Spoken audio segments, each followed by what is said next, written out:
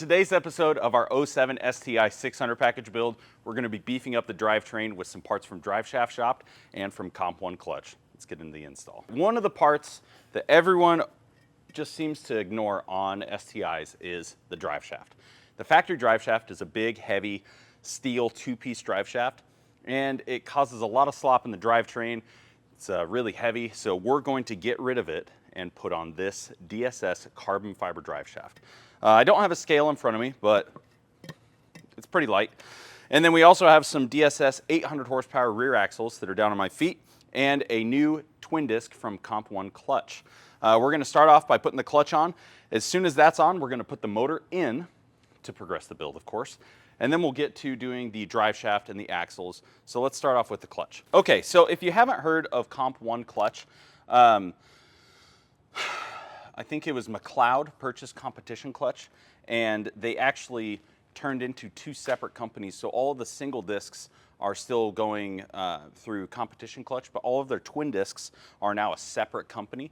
So this is the same great stuff that you've been getting at Competition Clutch. It's just under a different name. Get this thing out of here. So the biggest benefit to having a twin disc or triple disc clutch is you have a ton of clamping force because there's more surface area, because there's more friction discs and more steel discs. Typically, if you go to a heavier clutch that holds more foot-pounds with still being a single disc, you have a really, really stiff pressure plate, and that can make driving around town really, really shitty. It just kind of sucks to drive because the pedal's going to be so heavy, it's going to be really grabby. Sometimes there's not a whole lot of clutch modulation. Whereas with this one, even though this clutch can hold, I think it's 850 foot-pounds, it's going to feel like a factory clutch.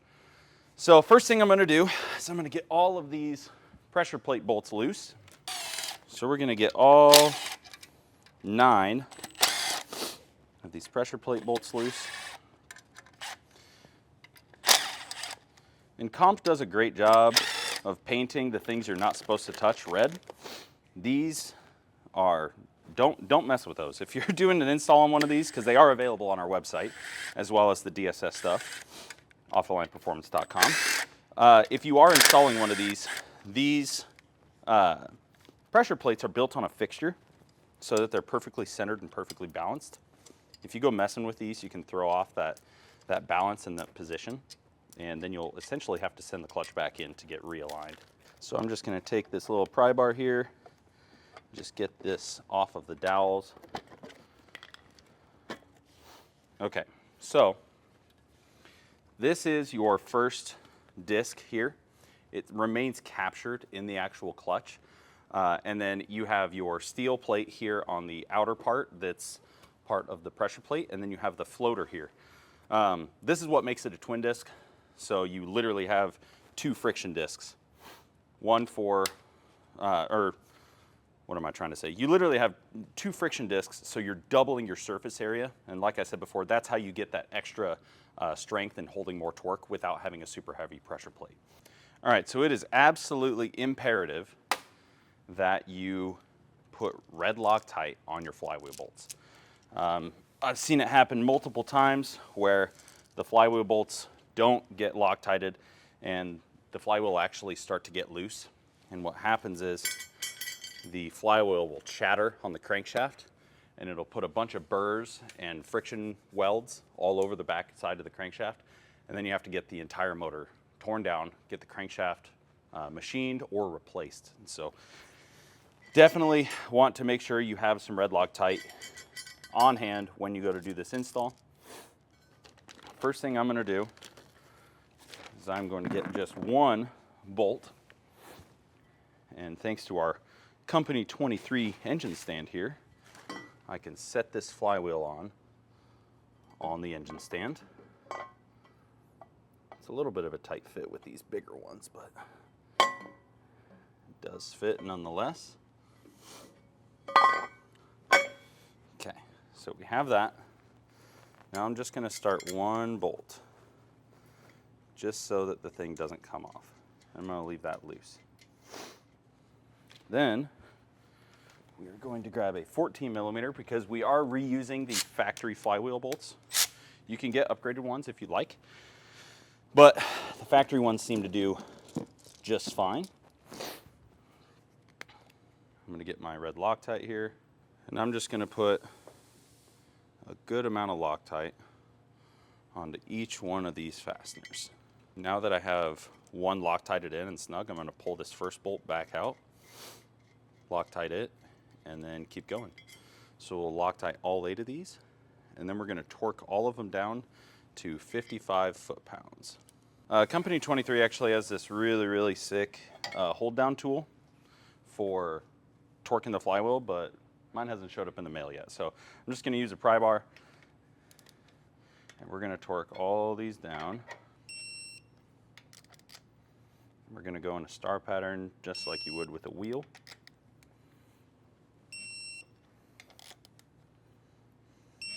Then after I go all the way around, I like to bump the torque up another 3 foot-pounds to 58 and just go in a circle and make sure all of them get tight.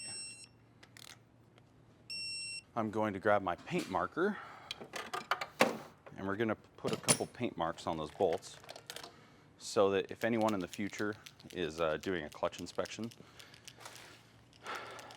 so long as the clutch flywheel isn't worn, they won't have to remove it, and they'll be able to tell that the bolts have held torque. So just have a little yellow paint marker here, and I'm just going to put a little mark like this on each bolt.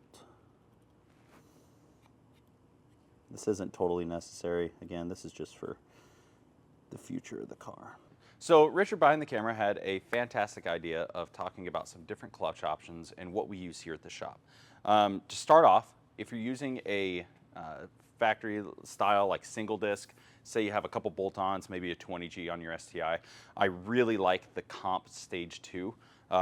Same with the twin disc. It feels just like factory, but it holds, I believe, 450 foot-pounds of torque. So not a crazy amount, but again, if you just have a bolt-ons car with ethanol, it's going to be perfect for that situation. Once you go past 450 horsepower or 450 foot-pounds, I tend to once you go past 450 foot-pounds of torque, I tend to steer people towards the twin disc, even though it is a significant increase in price.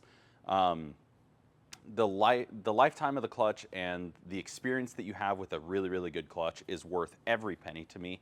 Having a super heavy single disc, it just makes driving it just so lackluster, and it makes it such a chore, whereas with a really nice quality twin disc, you're going to maintain a nice smooth clutch feel. So like we're installing on this one, I really like the competition clutch hybrid twin disc. It's a full face, so it's heavy, but also it is very smooth to drive, and it holds a lot of power. If you're revving your car really high, above 9,000 RPMs, I tend to steer people away from the Comp twin disc, because since it's so heavy, it doesn't really like to shift at that high RPM. At that point, I would steer people more towards an Exetti, because the Exettis tend to be a little bit lighter weight.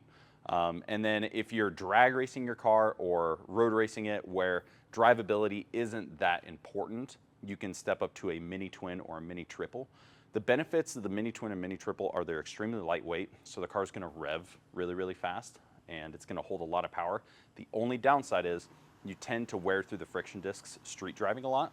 So I've had one in my FRS, and I street drove on it for a long time, and you get used to it after a while, but after about 5,000 or 6,000 miles, it starts to wear down, and you're going to need to rebuild it. Thankfully, the rebuild kits aren't that expensive. You can just order a new set of steel rings and a new set of friction discs and kind of do the rebuild at home. It's not that complicated. It's pretty straightforward. Whereas with the big full face twin discs like we're going to install on this one, if you're going to rebuild it, you have to send it back to the clutch company, so there is some downtime there. So some things to consider when you're planning out your build, but the best overall twin disc, in my opinion, is the Comp twin disc, the full face, because like I said, it drives like factory, it holds a ton of horsepower, and you're not going to really have any issues with it so long as you're not trying to shift above 8,500 RPM. So we're going to keep installing this one here. I'm waiting for a alignment tool to show up from Company 23. It's supposed to be here in about an hour, and so we'll clip to doing that right now. Okay, well, I'll just start. You're rolling? Okay. Okay, so I'm gonna start taking all of these pop clips out of the bumper because the bumper does need to come off because A, I don't want to mess it up, and B, we have to cut it for the front mount later on. So we have to get all these pop clips that are in the bumper already, and then we also need to get the wheel liners loose and all that stuff. This top pop clip's done. Now I'm going to move, actually I need to pull some of this back. There we go.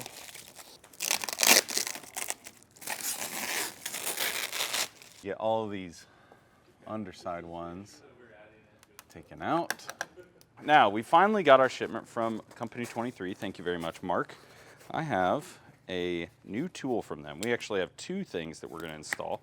One of them we already did earlier in episode 1. It was those billet half moons. And this one is their new clutch alignment tool. Billet aluminum alignment tool. It's got this knurling here so you can actually get a hold of it, because sometimes after you bolt the pressure plate down with the friction disc and everything, even though it's aligned, sometimes it binds just a little bit. So this way it has a nice step on it so you can yank it out. So we're going to set that right in here. And for reference, just want to show what makes a good alignment tool. So for reference, this is an actual input shaft cut off of an STI 6-speed. If you notice, the Company 23 one here doesn't have a whole lot of wiggle room in the pilot bearing. That means it's got a good tolerance on it. Same with this one. Put this in. This one actually has more wiggle room. So this has a tighter tolerance for alignment than the actual input shaft of the transmission. That is a good thing. Plastic ones, throw it in the garbage. Get one of these. They're going to be on our website by the time we drop this video. We'll just make sure that we get all this lined up.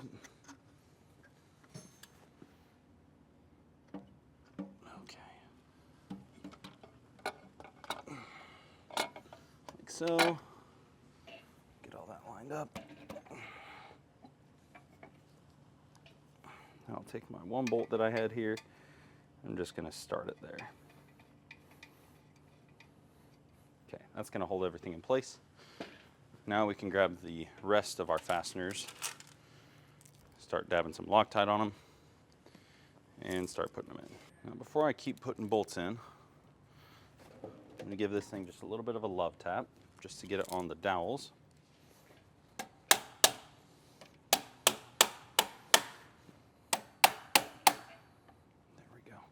Now the dowels are started. If I remember right, the torque spec on these is like 23 foot-pounds. So what I'm going to do is I'm going to use my electric ratchet, and I'm going to go in a star pattern to get the actual pressure plate set, and then we'll go back around and torque all of them. Let's torque these bad boys down. And for those of you watching at home that want the exact clutch that we're using, it is on our website, and here's the part number right here, 4M-150-30. And in the instructions here, we should have some torque specs. Okay, yeah, check it out. They keep, for those like people that know how to put clutches together, they just put it right all on the front page. That's nice. So we got 26 foot-pounds. I was a little off. 26 foot-pounds. Okay. That's done. Now we have one other thing to do, and then we can put this motor in. So yeah, clip to us putting this engine in. All right, I got the engine on the cherry picker here. I'm going to use our floor jack to jack the transmission up just a little bit so that we have space to get the engine mounts into place. And then I need to put the clutch fork and the throttle bearing in, and then we can slide this engine in. So I got a little bit of all-purpose high-temp grease here. We're just gonna smear a little bit onto this clutch fork because, or clutch fork pin. This is gonna make it so that the clutch is nice and smooth. And then we're actually gonna take the remainder that I have here on my finger, and we're gonna put on the fork loops here. And then the rest inside the middle here.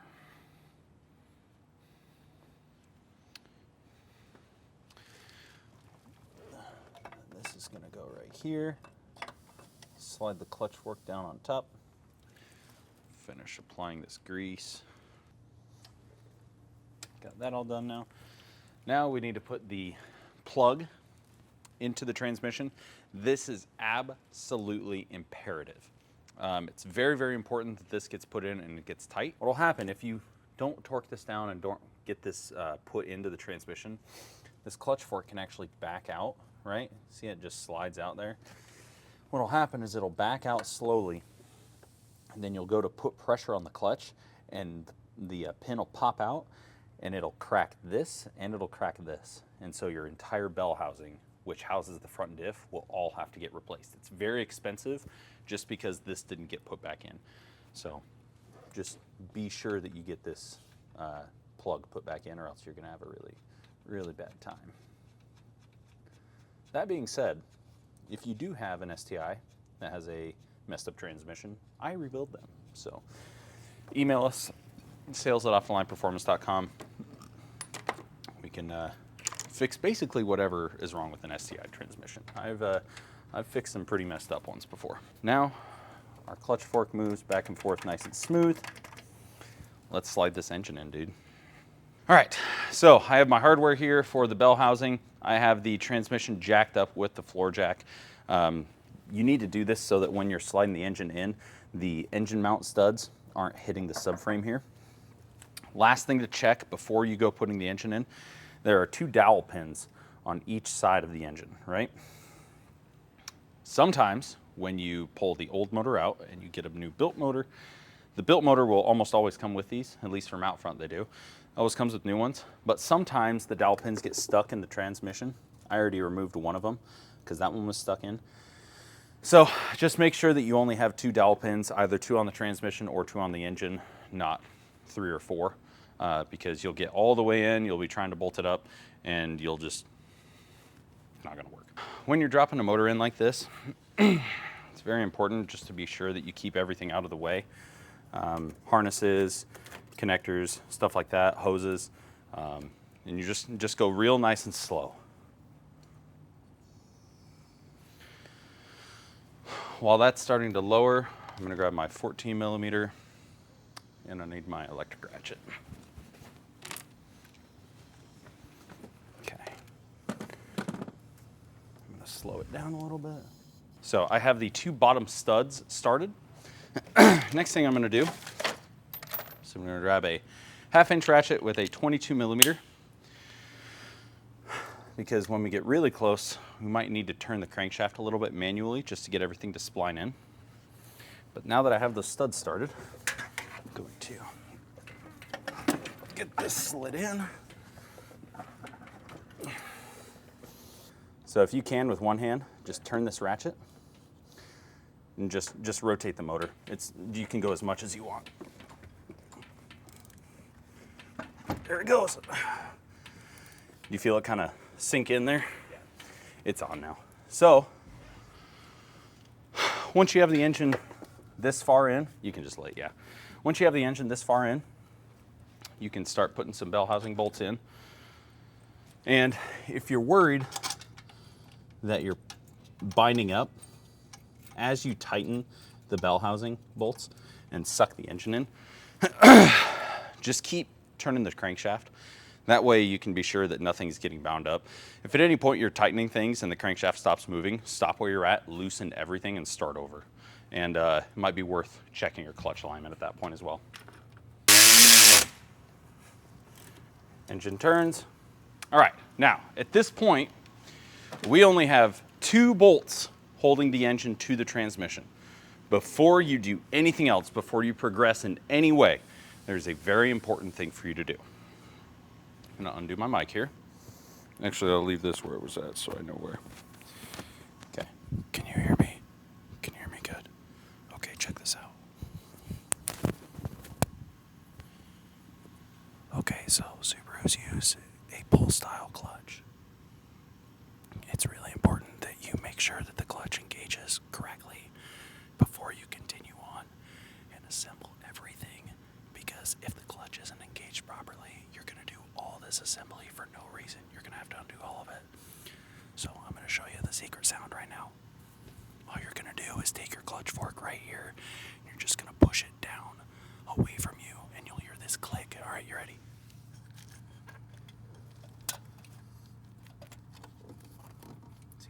See how it's locked in? Did you hear that click? Did you hear it, Richard? Did you hear the click? Now we can party, because it's go time. We're going to start putting cool shit on. Let's go. Clutch is engaged. That means we're locked in. The engine's in for good, so long as we don't have any catastrophic failure. We're home free. We can just start putting stuff on, and then we'll have a startup. So, take that off. I have the floor jack out now, so the transmission's just floating by the cherry picker now. So I'm going to slowly lower this in. And if it doesn't sit perfectly on the engine mounts right now, it's okay. I'll show you a little trick if they're stuck up.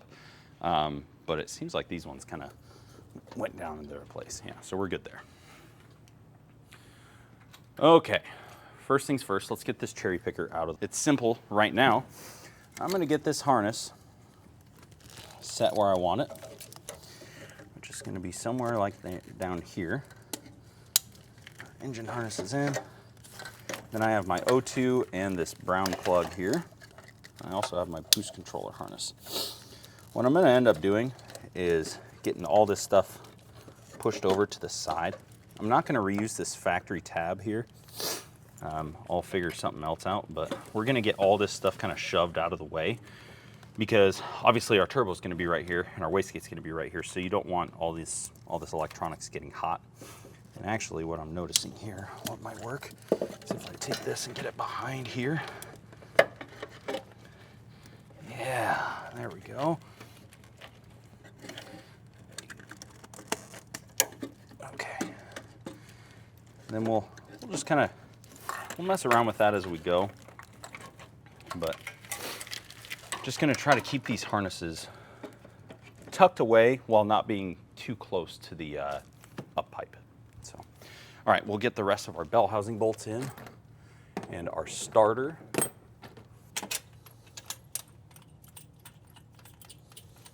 Over here, there is this. This needs to come down here. Be sure you have your battery undone anytime you guys are messing with the alternator charge wire or the starter wire, because it's just direct battery voltage, so wouldn't necessarily be a great thing to ground it out. 4 nuts and 2 washers. The 2 washers are for the engine mounts. So get those put on. Oh. And now I'm going to chase after the washer. Sockets, worth every penny. Every single penny.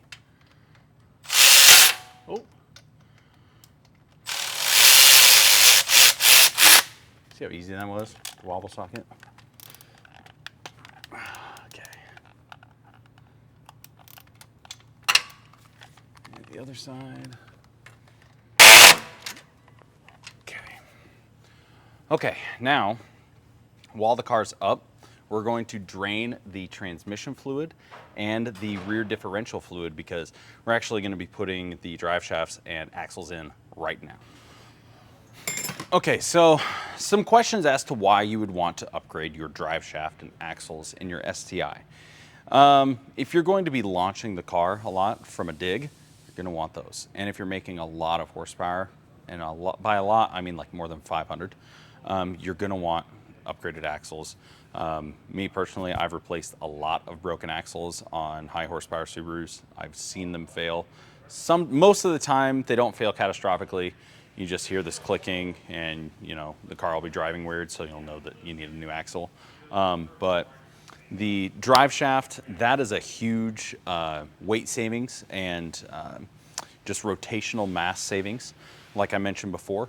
The rear axles more so are just so that you don't get stuck on the side of the road if you're out having fun with your car.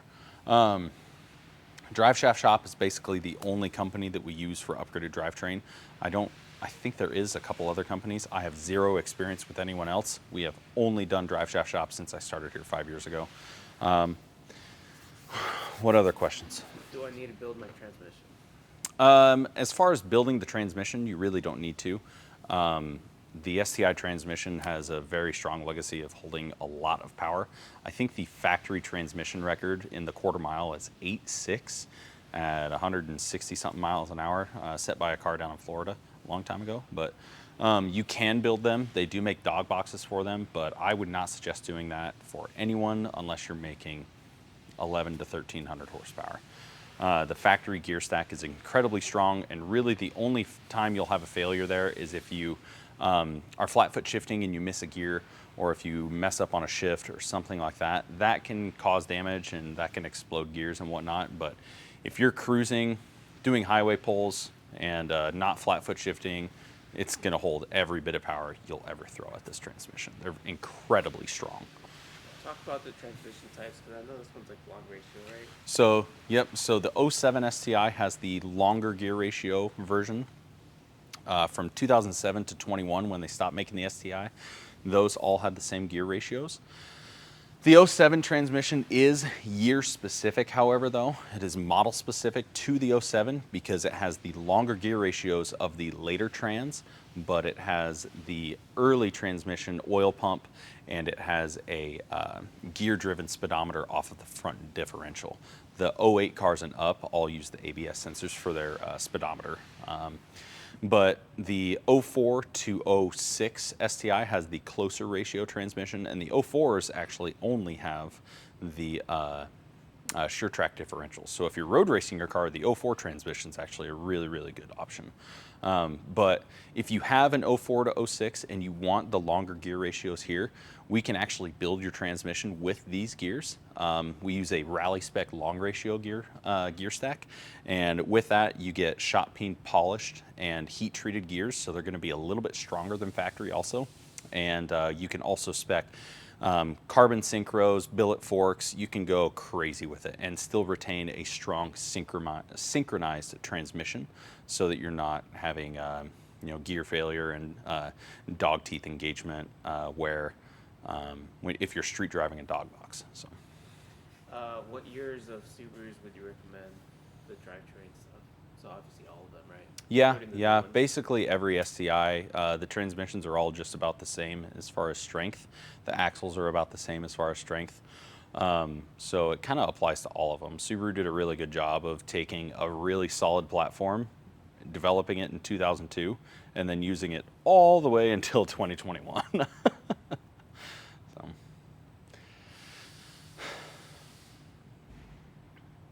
Anything else? I can't really think of anything. Not really. No? I think we covered it. Okay.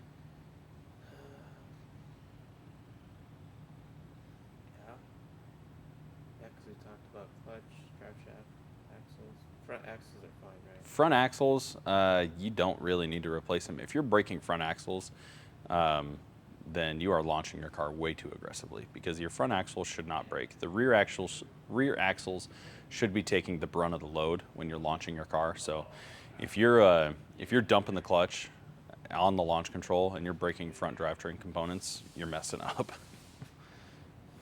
Get this shit, man. Thank you. Okay. Dude. Man, I love working on low mile cars. Okay, while that does its thing, let me give you a crash course on how we're gonna do all this real quick. So, the transmission, the only reason we have to drain the oil on that is because once you pull the drive shaft out, all the oil is gonna come out with it. So, we are going to loosen these two 14 mil bolts here that hold the carrier bearing. We're gonna loosen all of these, well, remove all these 14 mils that have this support brace here. And then we have 4 12 millimeter nuts and bolts to get this drive shaft out. We'll get that out. And then to do the diff, it's actually super easy on these cars. A lot of guys kind of sweat about it, but you're gonna remove all these fasteners here on this carrier brace. And then there's two 17s right back here that are kind of tricky to get to if you don't have the right tools, but we're gonna get those out as well. And then the whole diff is just gonna come down. When that happens, we're gonna lower the diff down far enough that, and we will have to take the wheels off, but we'll lower the diff down far enough that we can kind of sneak the axles out like that. And then we'll yank the axles out on the floor, throw the new ones in, and then just throw the whole assembly back up in. That's Gotcha. recorded. Hell yeah. All right, so while Richard was taking a quick 5, I got the old drive shaft out, which is right over here. So you can see what I was saying earlier in the video about it having this big center carrier bearing.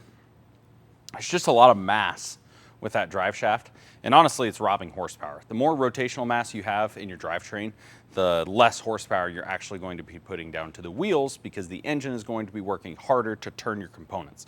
So honestly, this drive shaft is probably going to free up a little bit of horsepower too. Next up, we're going to get the rear diff out. I already got some of the fasteners out, but I'm going to take the axles loose now. That was so easy. Bless your soul for covering the mic. I got you, honey. I got you. All right, and one more. Okay. I'll raise the car back up. Okay, I'm gonna try something here. So check this out right here. See this huge bolt right here? It goes through this bottom portion. If that bolt spins free, then I'll just do the axles that way without dropping the diff down. But if it doesn't, we have to drop the diff down. What's the proper way? Well, either way works, honestly. The biggest reason you drop the diff in the center here on these GDs is because this bolt is almost always corroded in place.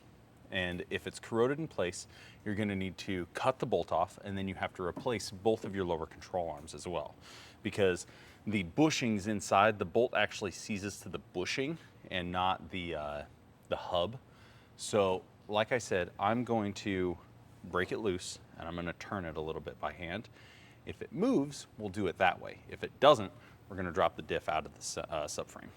Car, one GD that this bolt actually came out of. This could very well be the second, if I get the correct size tools. Okay, so the other one just broke loose.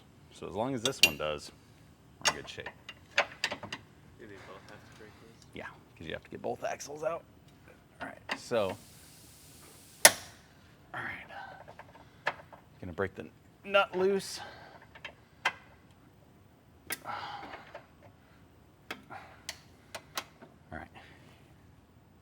Come here. Going mobile. Mobile. Come around the back side here. See how it goes all the way through this hub? That's why it gets corroded. All right, so I have the nut loose. Let's see if it'll, oh yeah, dude. Oh yeah. It's gonna be a good day, boys. And girl that's watching, the one single girl.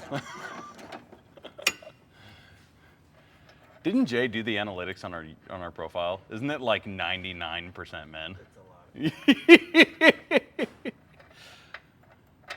Okay, so I got that out. Let's move, dude, I can't, this is gonna be insane.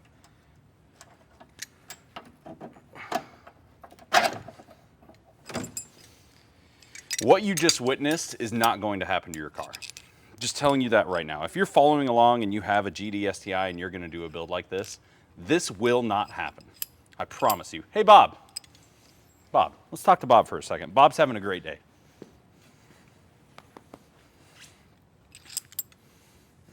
Nice. How many times have you successfully, Bob here used to part out cars for Subaru, or for Parker. Probably like How 5. many times, of all the GDs you've parted out, how many of these came out? Probably like 5. And how many GDs would you say you've parted out? 5. All of them, 100? probably. So you have a 5% chance of success on Bob statistics. Bob Analytics. Yeah, Bob Analytics. Okay, we'll keep going here. Thanks, Bob, for your feature on the YouTube channel. We like keeping Bob in the background as like this weird, suspicious individual. What's even funnier about that? His name's not even Bob.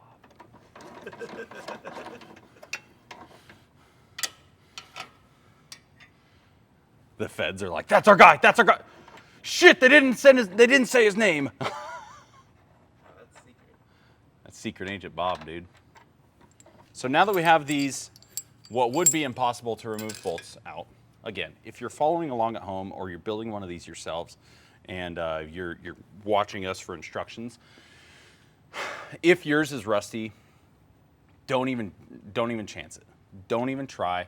Just keep those, leave that bolt alone. And all you do is you loosen these 17 mils that are right here and the 14s that are on the side, and then the two 17s on the back. And that'll let the whole rear diff come down, and that'll give you enough space to get the axles out without having to pull the hubs, okay? All right, next up, now we're gonna get these 17 mils right here taken out, and that's gonna let us swing that hub up out of the way, then we can pull the axles out.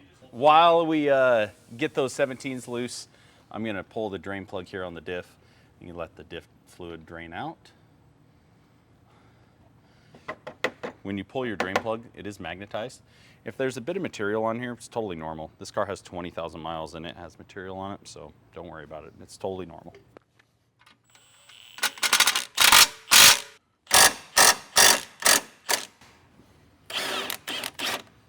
Okay. Little fun fact about me, Richard. When I was running around with CJ in his old car, I would have to do this every single race we went to because his car broke an axle every single race. There's actually a picture of me at TX2K that 1320 got forever ago of me just sitting crisscross applesauce behind the car, and we have the whole fucking rear end blown apart. Okay, now that we got the hubs able to swing out, we're just gonna push the axle in with our thumb. If they're corroded, you can use a hammer, and we're just gonna, oh man, we're just gonna pull this out of the way, like so. All right.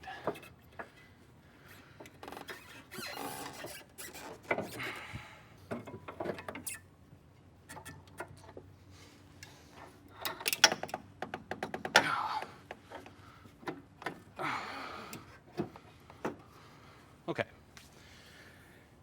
All right, we have that done. Do I got war paint on? No? Good? Okay. Now, we need a big pry bar.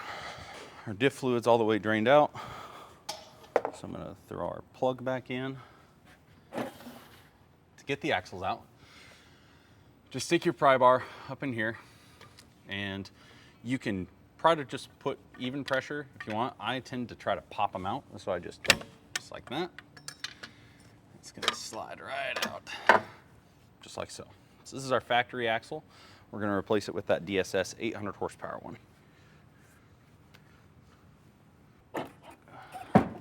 And for installation, all you do is literally just copy what you did earlier. Okay. All right, just like that. Get our mega bolt.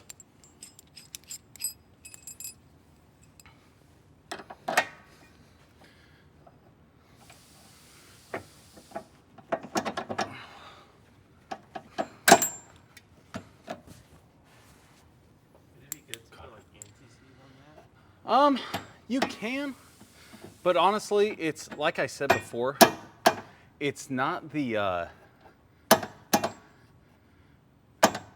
come on. It's not the bolt getting corroded in the hub, it's the bolt that actually seizes to the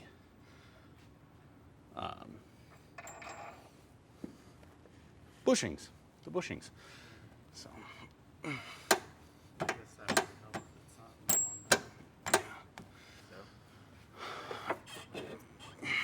Okay, so. A little more. Ow. We got our rear axles in now. Now I'm going to get everything that I loosened tightened again, and then we'll throw our carbon fiber drive shaft in, fill up the fluids, and our drivetrain's done. Carbon fiber. Carbon fiber. Tell them you don't recommend the aluminum. Oh yeah, for the GD SCIs, do not recommend the aluminum DSS drive shaft, and I'll show you why. see this T-brace right here? This is your diff carrier. So the front part of the diff is held up and supported by this. The rear part of the diff is held up by the subframe. This right here is extremely, extremely close to the outer radius of the aluminum drive shafts, and they hit and rub a lot of the times.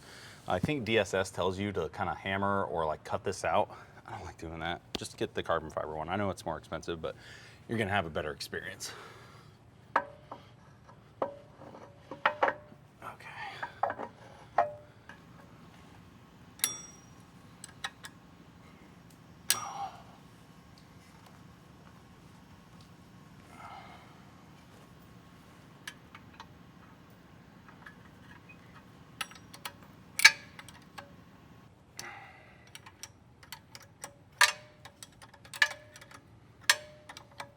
Axle shafts are in, drive shaft is in.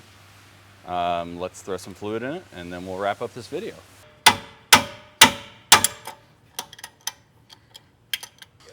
So from what I've been told, the reason that you use just regular gear fluid in a STI transmission is the synchros in STI transmissions are actually different than most. And if you put like a limited slip differential fluid in it, it'll actually eat up the synchros. I don't know if that's true. It's what I've been told by a lot of people, but that's what I've been told.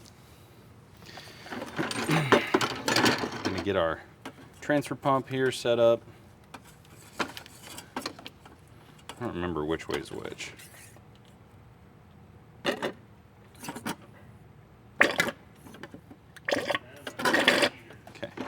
this is gonna go up in here.